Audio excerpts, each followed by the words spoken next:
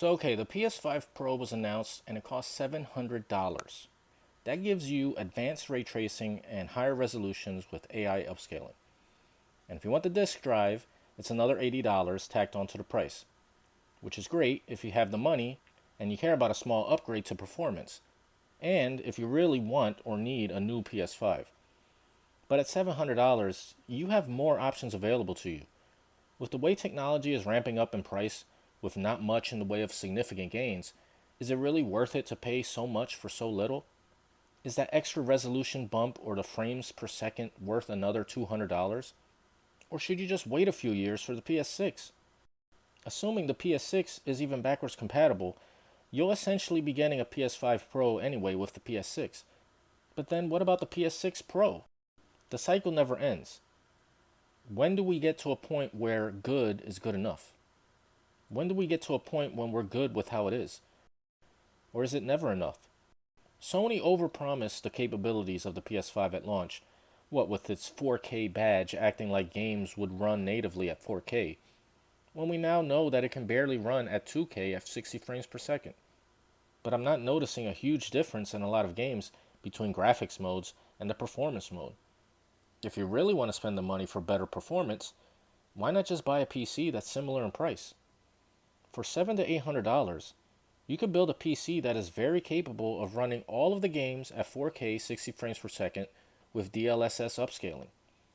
The same thing the PS5 Pro will do. Although this is dependent on whether or not you really want to buy used parts, because at retail the prices are insane. So the PS5 Pro may be a better deal at retail. But then I'm still wondering, what is the point? Is the PS5 that underpowered compared to a PC? Or is the PS5 Pro just a cash grab, knowing full well that a PS6 is right around the corner? Of course, some games like GTA 6 will take advantage of the extra power of the PS5 Pro, but is that worth $700? How many native PS5 games need that extra power? How many PS5 games do you actually have? If you're like most people, myself included, you're playing a lot of cross-gen games and PS4 games. There aren't many native PS5 games that need that extra power. There aren't many native PS5 games in general. And those that do weren't very optimized for the PS5 to begin with.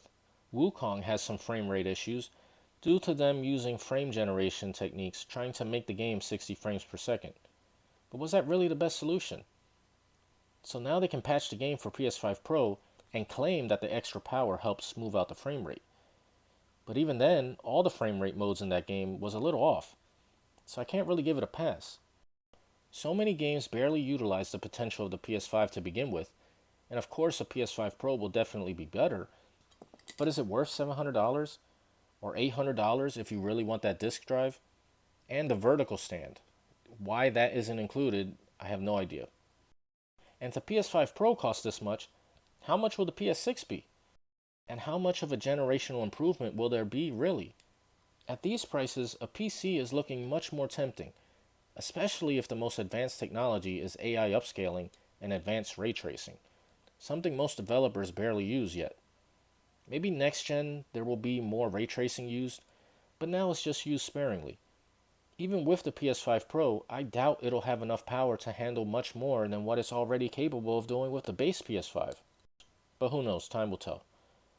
Console versus PC will always be a hot debate, and the biggest advantage the console has over PC is price to performance, something that is widely screwed up with on the PC right now. A 4090 should not cost $2,000. That's insane. You used to be able to build a top-of-the-line PC for that price.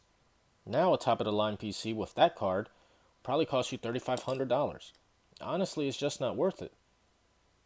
A 480 is still $1,000, and it isn't amazing either.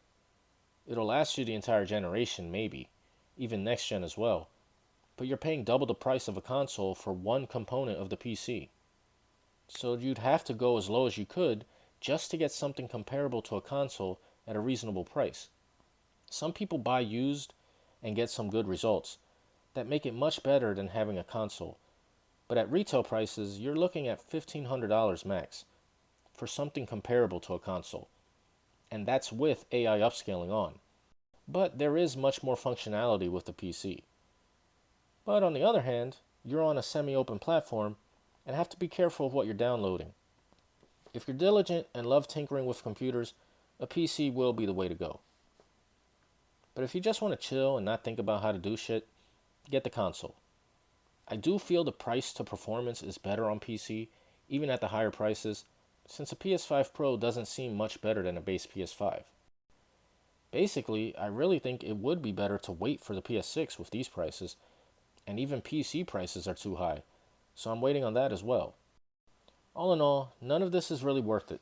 The technology isn't really worth the price that they're charging. This could be for a variety of reasons that are out of Sony's control, not you, Nvidia. 2000 for a 4090 is ridiculous. Scalpers made Nvidia think that they can get away with these prices. And apparently they can because enough people are buying $2,000 graphics cards. What the freak? You freaking freaks! When will you learn that your actions have consequences?